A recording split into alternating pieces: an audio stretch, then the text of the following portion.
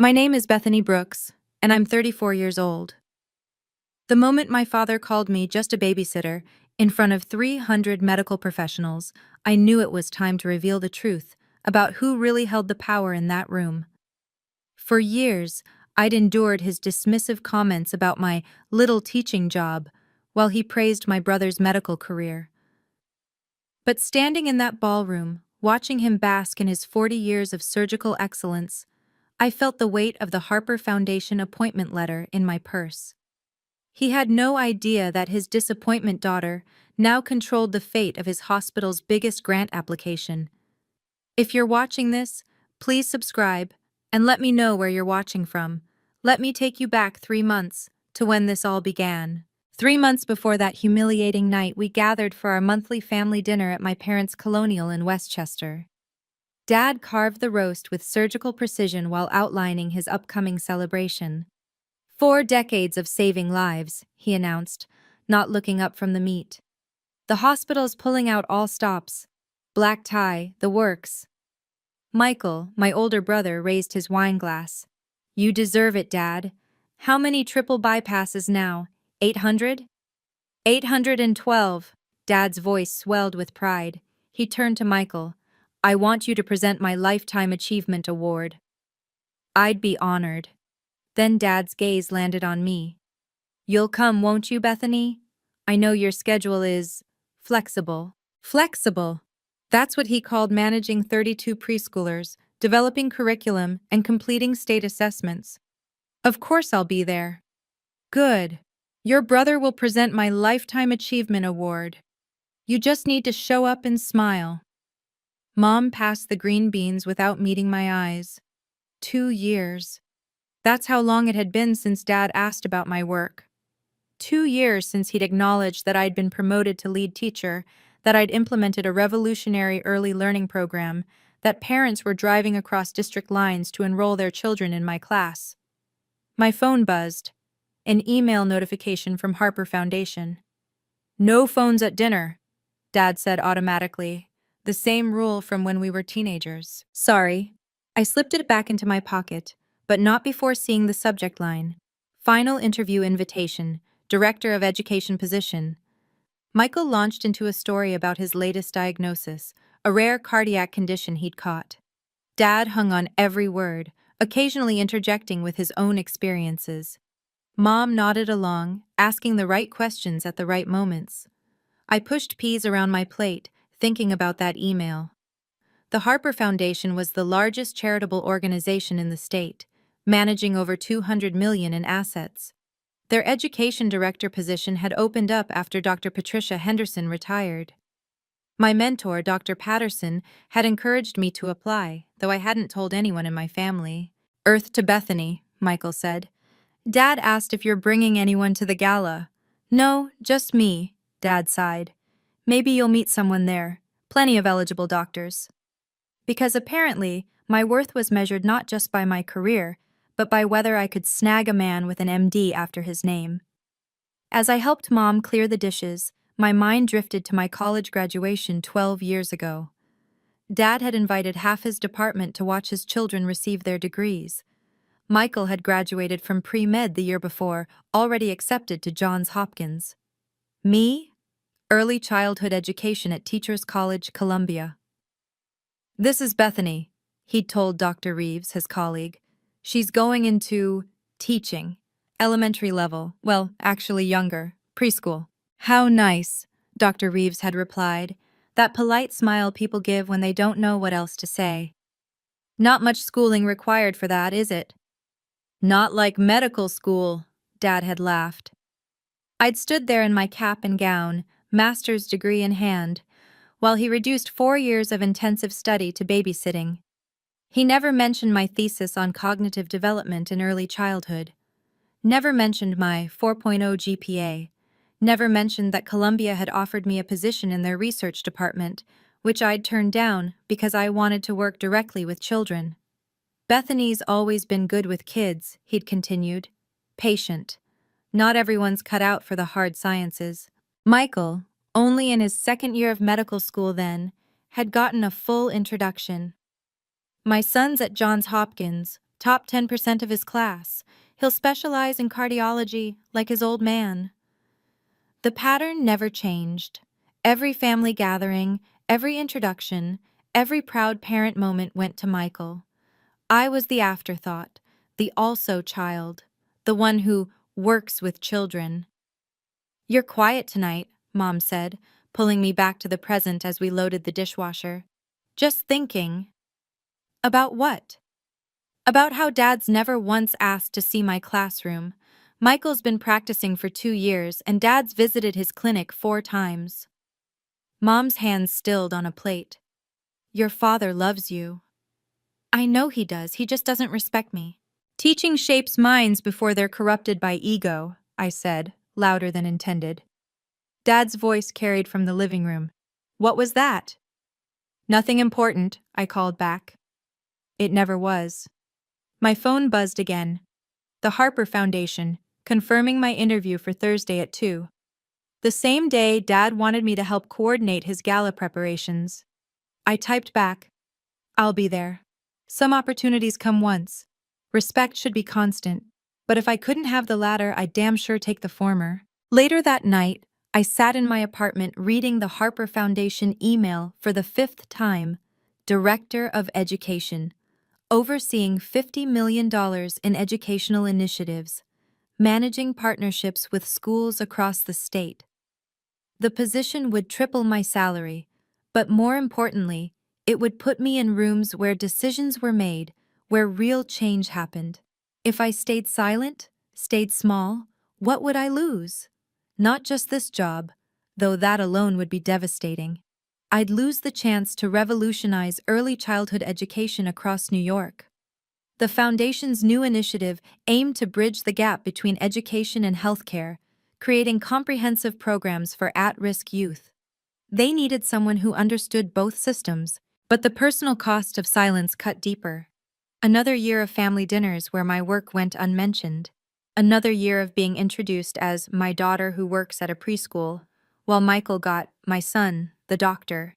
Another year of swallowing my pride while Dad attributed my career choice to not being cut out for real academics. I pulled up the Foundation's website. Their healthcare grant section showed pending applications. My stomach dropped. Brooks Medical Center had submitted a proposal for $5 million to expand their cardiac unit. Dad's pet project. He'd mentioned it at dinner last month, confident they'd get approved. The pieces clicked together. If I got this position, I'd oversee the team evaluating that grant.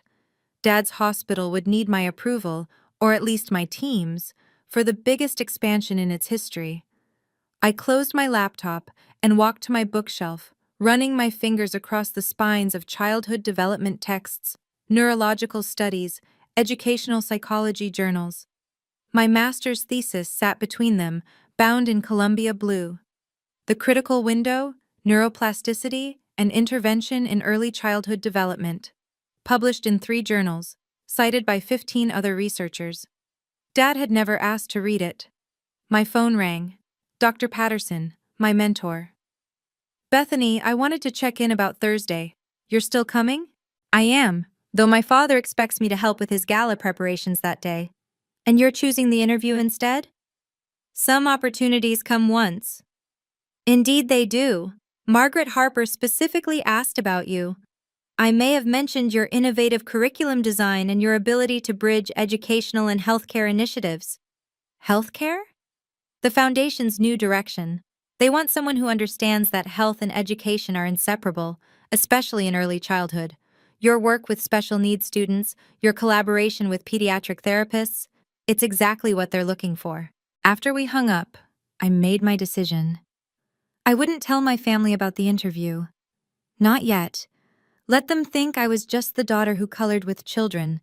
When the truth came out, if it came out, it would be on my terms, in my time. Some opportunities come once. Respect should be constant. But sometimes you have to command it. Are you enjoying this story? If you've ever felt undervalued for your career choices, hit that like button. And if you want to hear more stories about professional women setting boundaries, make sure you're subscribed with notifications on. I know what it's like to have your work dismissed, to be seen as less than, because your passion doesn't fit someone else's definition of success. Now, let's see what happens when Bethany tells her family about that interview. Wednesday evening, I called Dad to tell him I couldn't help with the gala preparations. The conversation went exactly as expected. I have a professional commitment Thursday afternoon. Professional commitment? His tone dripped skepticism. Can't you reschedule? No, I can't. Bethany, this is my 40th anniversary.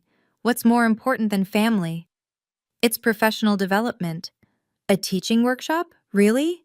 I gripped the phone tighter. It's an important opportunity. More important than your father's once-in-a-lifetime celebration? Michael's voice came through. He must have been visiting. Come on, Beth. It's just one day. Would you skip rounds for party planning? I shot back. That's different. How? Dad took the phone back. Your brother saves lives. There's no comparison. My work matters. To whom? The words stung exactly as intended. I heard Mom in the background. Don't disappoint your father. I'll be at the gala itself. That should be enough. Dr. Patterson will be there, Dad said, his tone shifting to manipulation. I already told her you'd love to see her again. She's flying in specially. My stomach clenched. Of course he'd invited my mentor, the one person whose opinion of my work mattered. But Patricia Patterson was also the one who'd recommended me to Harper Foundation. She'd understand. I'm sure I'll see her at the gala. She mentioned wanting to discuss some opportunity with you. Thursday afternoon, actually, at the hotel while we're setting up. My blood ran cold. What? Yes, she said she had some meeting downtown but could stop by around 4. I told her you'd be there all day, helping with decorations. The lie was so smooth, so calculated. He was testing me, though he didn't know what stakes he was playing with. Patricia's meeting downtown was my interview. She'd be on the Harper Foundation board panel. I'll see her at the gala, I repeated. This attitude of yours? My attitude? You mean having my own life? I mean being selfish. This family has given you everything. Everything except respect. Silence. Then Dad's voice, colder now. If you can't prioritize family, perhaps you shouldn't come at all. Perhaps I shouldn't. I hung up. My hands shook as I set down the phone. He'd uninvite me completely before admitting that my time, my career, my life had value. The irony was perfect. He'd invited the very person who was about to change my life, thinking she'd guilt me into submission. Thursday would be interesting. While Dad arranged centerpieces and tested microphones, I'd be interviewing for a position that would flip our entire family dynamic. He thought Dr. Patterson would be his ally. He had no idea she was already mine. Thursday morning brought 3 missed calls from Dad and a text from Michael. He's really upset. Just apologize. I called back during my lunch break, knowing I had 2 hours before the interview. I'm not apologizing for having a career. Your career? Dad's voice was sharp. Bethany, let's be honest about what you do. Please, enlighten me. You finger paint. You sing songs. You wipe noses. I shape futures. Michael shapes futures. He saves them. When Michael's patients are children, who do you think taught them to communicate their symptoms? Who taught them the vocabulary to say, "My chest hurts," instead of just crying? Anyone can watch children. Then why is there a 3-year waiting list for my classroom? Silence. He didn't know that. Of course he didn't. Why is Michael's time more valuable than mine? I pressed. He went to medical school. 8 years of training. I have a master's degree from Columbia. In education, it's not the same. You're right, it's not. When Michael loses a patient, one family grieves. When I fail a student, society loses a doctor, a teacher, maybe even someone who could have saved lives. Don't be dramatic. I'm being factual. But you've never asked about my work, so you wouldn't know. I know you make $35,000 a year. There it was, the real measure of worth in his eyes. Money determines value? It determines contribution, Michael's salary reflects his importance to society. So teachers are worthless? Not worthless, just less essential. Less than. I didn't say that. You didn't have to. Mom got on the phone. Bethany, please, just come help for an hour. I have an interview, Mom. An interview? Her surprise was genuine. For what? A position that would triple my salary. Still interested in my career now? Dad grabbed the phone back. What position? Where? Does it matter? According to you, it's just another step up in babysitting. This is exactly your problem. Always defensive, always making everything about you. When has anything in this family been about me? Name one time you've introduced me without apologizing for my career. One time you've asked about my work without dismissing it. Silence. I'll be at your gala, Dad. I'll smile for photos. I'll applaud your achievements. But I'm done pretending that my work doesn't matter. If you don't come help set up, don't bother coming at all. Is that an ultimatum? It's a consequence of your choices. Then I choose my interview. I hung up. An hour later, dressed in my best suit, I walked into the Harper Foundation building. Whatever happened next, I'd chosen myself. Finally. The Harper Foundation occupied the top 4 floors of a Manhattan high-rise. Margaret Harper herself led my interview, flanked by 2 board members and Dr. Patterson, who gave me the slightest nod when I entered. Ms. Brooks, Margaret began, your resume is impressive, but what intrigues me most is your practical experience. Tell me about your integrated learning program. For the next hour, I explained how I'd partnered with pediatric therapists to identify developmental delays early, how I'd created assessment tools that helped parents understand their children's progress in medical terms, how early intervention in my classroom had helped 12 children avoid special education placements later. Fascinating, Margaret said. We're launching a $50 million initiative bridging education and healthcare. We need someone who speaks both languages. Most educators don't understand medical terminology, Dr. Patterson added, and most medical professionals undervalue early childhood development. It's a critical gap, I agreed. When a 4-year-old can't grip a pencil properly, educators see fine motor delay. Doctors might see potential neurological issues. Both are right, but they rarely talk to each other. Margaret exchanged glances with her board members. Let me be frank. This position involves evaluating grant proposals from major medical institutions. You'd need to assess whether their programs genuinely serve educational needs or just pay lip service to get funding. She pushed a stack of folders across the table. These are current applicants for our $5 million healthcare innovation grant. I glimpsed the tabs as she spread them out. Mount Sinai, Presbyterian, Brooks Medical Center, my father's hospital. We need someone who understands both education and healthcare systems, Margaret continued, not noticing my reaction. Someone who can evaluate whether a cardiac unit expansion actually includes the childhood prevention programs they promise. Most hospitals promise education components they never deliver, I managed. Exactly. We've wasted millions on medical programs that ignore the educational piece. We need someone who won't be intimidated by doctors claiming their work is too complex for educators to understand. Dr. Patterson spoke up. Bethany has unique experience there. Her father is a surgeon. Margaret's eyes lit up. Really? That must give you interesting perspectives on medical culture. It's taught me that doctors often dismiss other professions as lesser. They assume medical training makes them experts in everything, including education?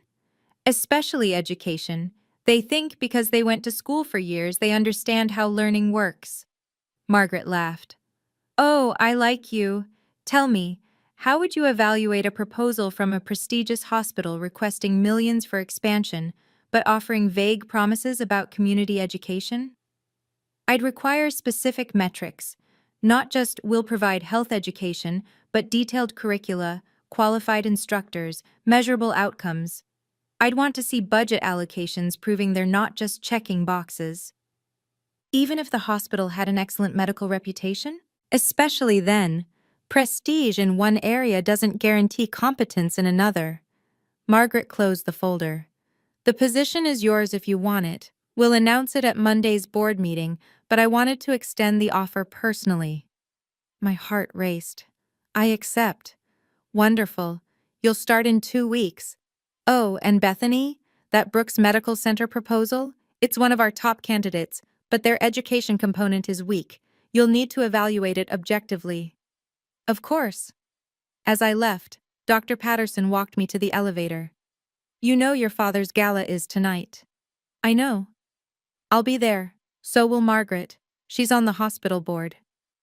The pieces were falling into place. I arrived at the Marriott Grand Ballroom 40 minutes late, my interview having run long. The space glittered with medical elite, 300 doctors, administrators, and donors, celebrating my father's 4 decades of surgical excellence. There she is, Dad's voice boomed from the stage. He was mid-speech, microphone in hand. Even my daughter could make it, between nap-time schedules. Laughter rippled through the crowd, some genuine, some uncomfortable. I found a seat at our family table as Dad continued his rehearsed humor. For those who don't know, Bethany works with children, very small children, the ones who haven't learned to talk back yet, probably why she chose that age group. More laughter. Michael caught my eye and mouthed, "Sorry." Mom studied her wine glass. My phone vibrated. An email from Harper Foundation. Congratulations! Your official appointment letter is attached. Margaret will announce it Monday, unless you prefer otherwise. Unless I prefer otherwise. I looked up at my father, holding court on stage, reducing my career to a punchline. Around me, his colleagues chuckled at his next joke about how at least one of his children followed in his footsteps. Michael will now present my Lifetime Achievement Award, Dad announced. My son, the doctor. My legacy in medicine. Michael took the stage, his speech polished and heartfelt. He thanked Dad for the inspiration, the late-night study sessions, the guidance through medical school. The audience hung on every word about following greatness, about carrying on tradition. "There's the babysitter!" Dr. Reynolds called out from the next table. "Did you bring crayons for us?" His wife slapped his arm, but he was 3 drinks in and pleased with himself. Others chuckled nervously. I smiled and opened my email again. The appointment letter gleamed on my phone screen. Director of Education, Harper Foundation. Starting salary, $120,000. As Michael finished his speech, I noticed movement at the ballroom entrance. Margaret Harper walked in, elegant in navy blue, scanning the room. She caught Dr. Patterson's eye, then mine. A slight nod. Dad was back at the microphone. I want to thank my family for their support. My wife, who sacrificed her own career for mine. My son Michael, who makes me proud every day. And Bethany, who is also here. The pause said everything. He'd literally run out of words for me. Some guests shifted uncomfortably. A few wives shot me sympathetic looks. My son saves lives, Dad continued, finding his rhythm again. My daughter, she's also here. Margaret Harper was walking toward the stage now, her presence commanding attention. She whispered something to the event coordinator, who looked surprised but nodded. Before we move to dinner, the coordinator announced, we have a special guest who'd like to say a few words. Dad looked confused but pleased. Unexpected praise was still praise. He had no idea what was about to happen, neither did I exactly. But I knew Margaret Harper didn't do anything without purpose. Let's bring the whole Brooks family up here, Dad said, riding high on the evening's momentum. Come on up, all of you. We walked to the stage, Mom in her elegant black dress, Michael confident in his tux, me in my interview suit I hadn't had time to change. The lights were bright, 300 faces watching. This is my legacy, Dad announced, arm around Michael. My son, Dr. Michael Brooks, continuing our tradition of medical excellence. Applause filled the room. Michael smiled, comfortable in the spotlight he'd been groomed for since childhood. My wife Susan, who gave up her nursing career to raise our children, More applause, though some younger women in the audience exchanged glances. And Bethany. He paused, that same hesitation from before. Who works with young children? The pause stretched. Someone coughed. Dad scrambled to fill the silence. She's always been the creative one, more interested in finger painting than anatomy diagrams. Nervous chuckles. I stood there, spine straight, watching Margaret Harper position herself near the stage steps. Michael here just published his third paper on cardiac arrhythmias, Dad continued, desperate to return to comfortable territory. Bethany makes construction paper turkeys. They're developmental motor skill exercises, I said into the sudden quiet, my voice carried without the microphone. Of course they are, sweetheart, the condescension dripped. Very important work, I'm sure. Dr. Brooks, Margaret Harper's voice cut through the awkwardness. She was at the coordinator's microphone now. May I? Dad looked confused but pleased. Margaret Harper was hospital royalty. Of course, Margaret. Everyone. Margaret Harper chairs the Harper Foundation, one of our most generous supporters. Margaret climbed the stage with grace. I apologize for interrupting, but I simply couldn't wait until Monday to share some exciting news. She turned to the audience. The Harper Foundation is launching a revolutionary $50 million initiative bridging healthcare and education. We've spent months searching for the right director, someone who understands both worlds, who won't be intimidated by medical complexity or educational theory. Dad nodded along, probably thinking she was about to announce funding for his cardiac unit. We needed someone extraordinary, someone with practical experience, academic credentials, and most importantly, the vision to transform how we think about health and education. Margaret turned to our family group on stage. Dad preened, assuming she was building to praise him. Today, we found that person. She looked directly at me. Bethany Brooks will be our new Director of Education, overseeing all educational initiatives and evaluating our healthcare grant proposals. The ballroom went silent. Dad's smile froze. Michael's mouth opened slightly. Mom gripped her clutch. Including, Margaret continued, her voice carrying clearly, the $5 million grant proposal from Brooks Medical Center. Gasps rippled through the crowd.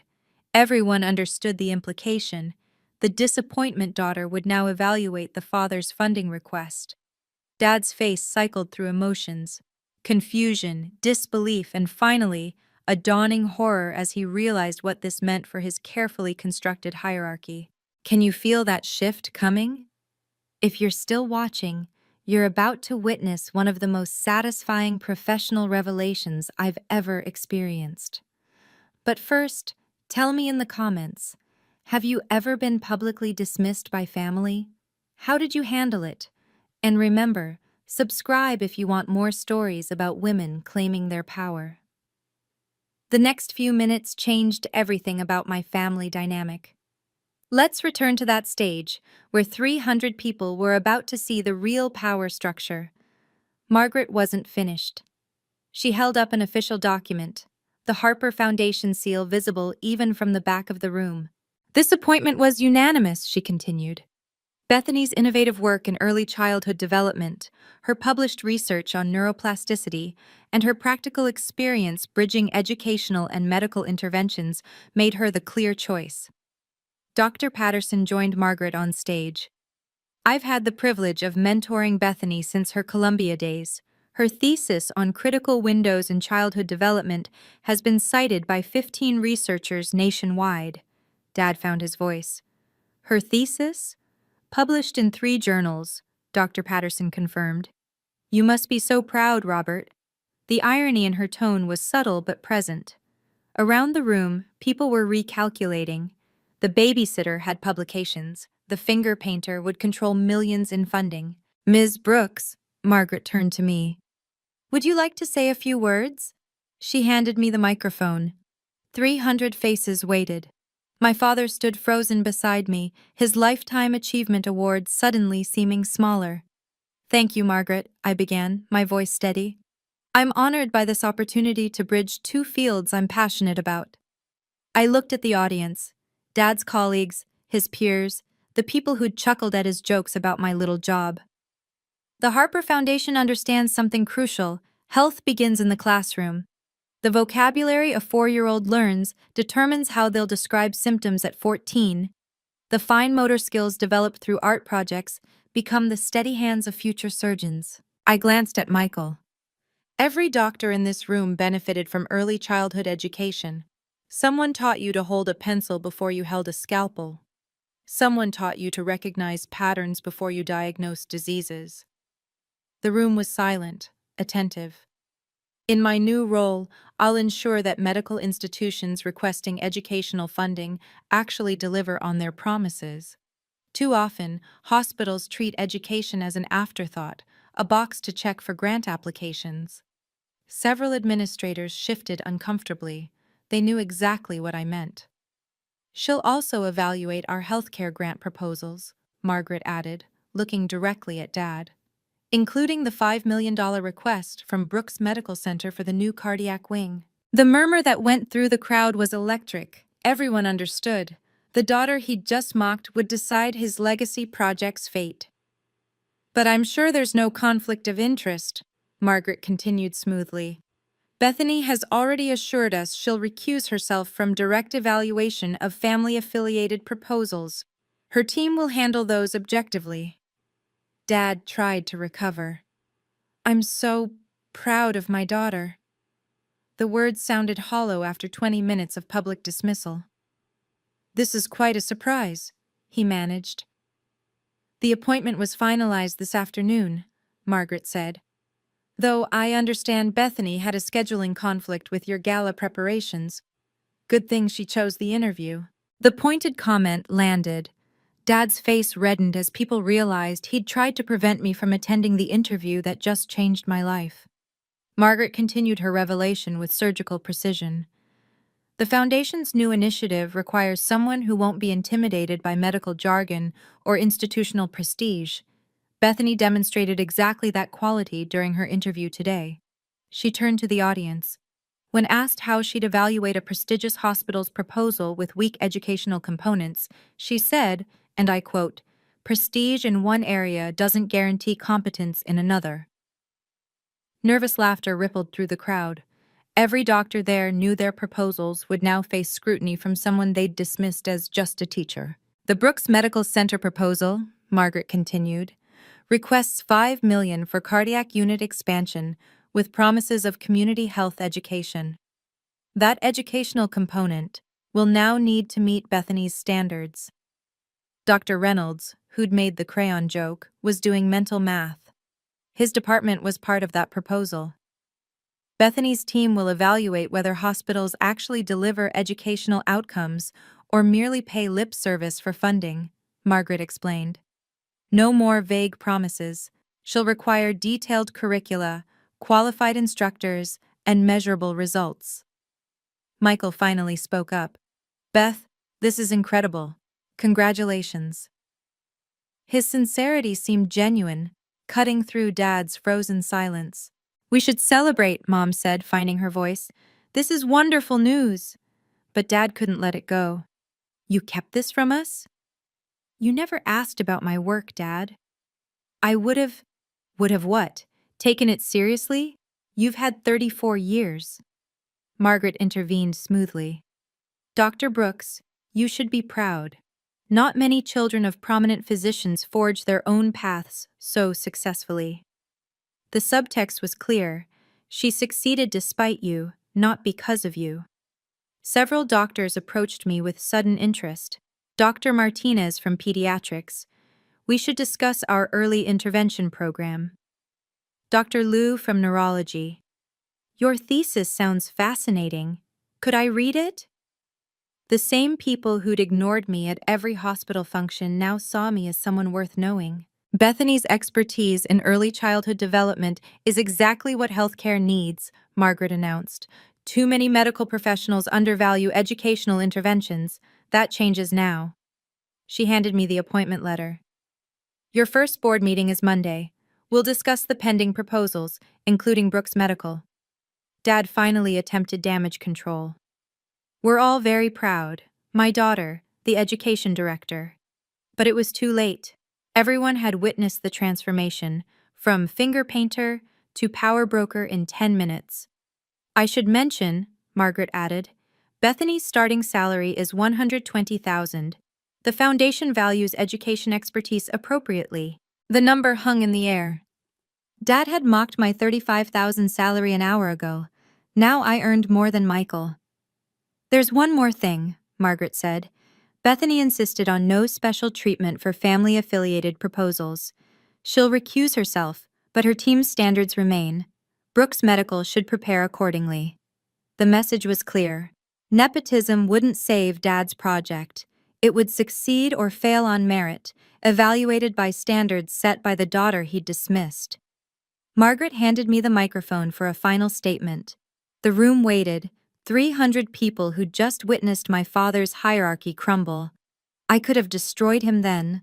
Could have listed every dismissive comment, every public humiliation, every time he'd chosen Michael over me. Instead, I took a breath and chose professionalism. Thank you, Margaret, and thank you to the Harper Foundation Board for this opportunity. I looked at the audience. Doctors, administrators, medical professionals who'd spent the evening laughing at jokes about my little job. Early childhood education shapes the foundation of everything that follows. The children I teach today will become the doctors, researchers, and educators of tomorrow. Every profession that shapes lives deserves respect. I paused, letting that sink in. In my role at Harper Foundation, I'll evaluate all proposals objectively, based on their merit and potential impact.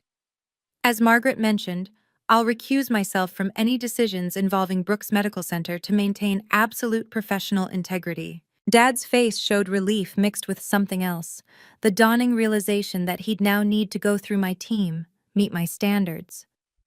However, I continued, I want to be clear about the Foundation's expectations.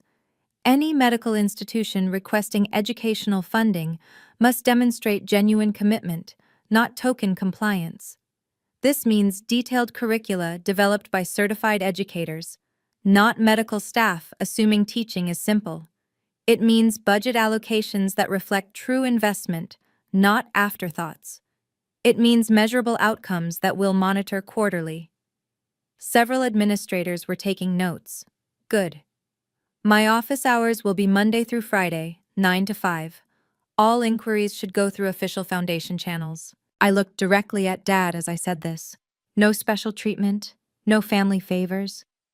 I look forward to working with all of you to bridge the gap between healthcare and education. Together, we can create comprehensive programs that serve the whole child, not just their medical needs.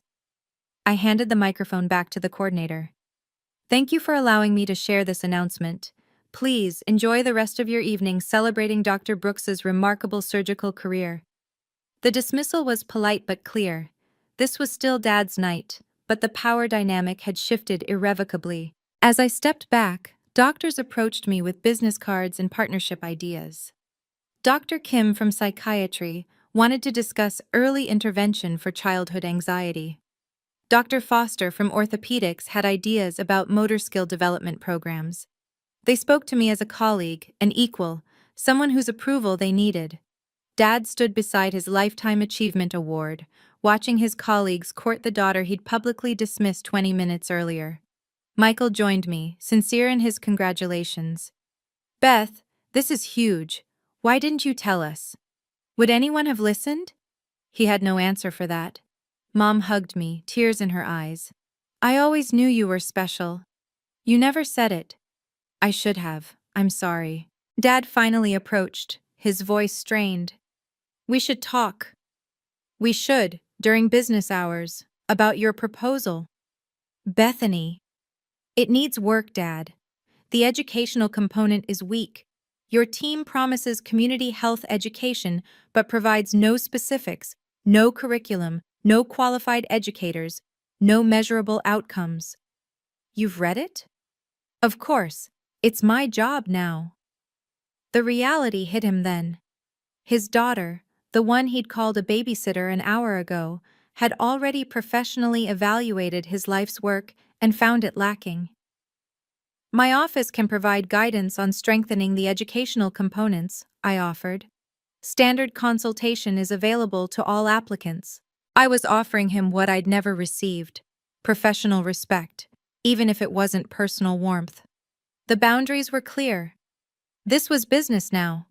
The reception after the announcement was a study in shifted dynamics. I stood near the bar, surrounded by doctors who'd ignored me for years, now eager to discuss partnerships. Dad held court across the room, accepting congratulations that felt hollow now.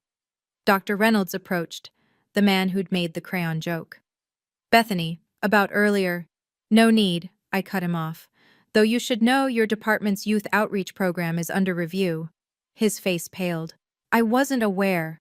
Most doctors aren't aware of educational components in their own proposals. That's the problem. He scurried away. Word would spread. Good. Dad finally cornered me by the dessert table, away from witnesses. "Why didn't you tell me? You never asked about my work." "I would have supported you." "Really? Like you supported my master's degree? My research? My teaching?" Silence. "You know what hurts most, Dad? You invited Dr. Patterson tonight thinking she'd shame me into helping with decorations. She was on my interview panel." His face flushed. "I didn't know." "Because you never asked. You assumed my mentor would side with you, that she saw me the same way you did.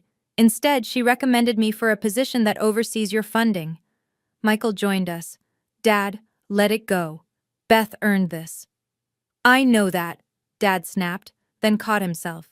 "I mean, of course she did. Your proposal needs work," I told him directly.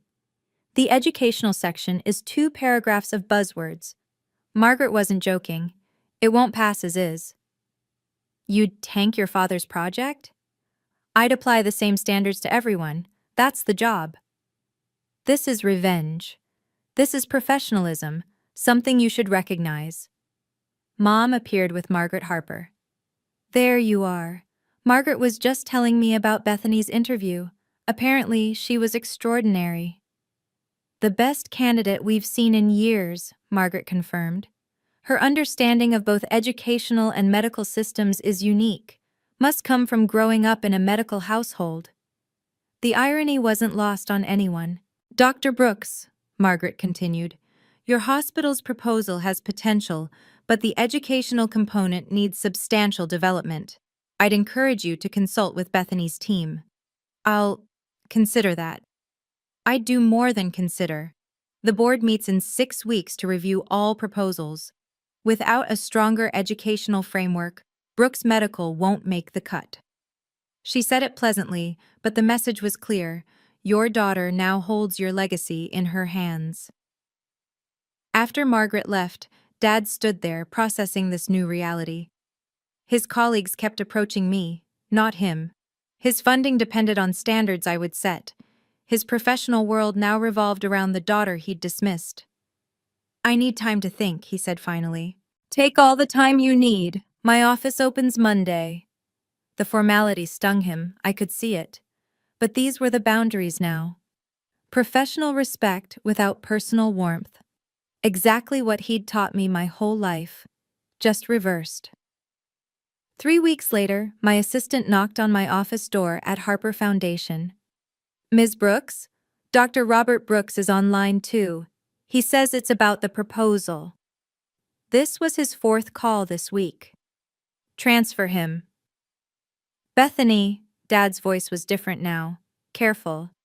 "I wanted to discuss our educational framework revision.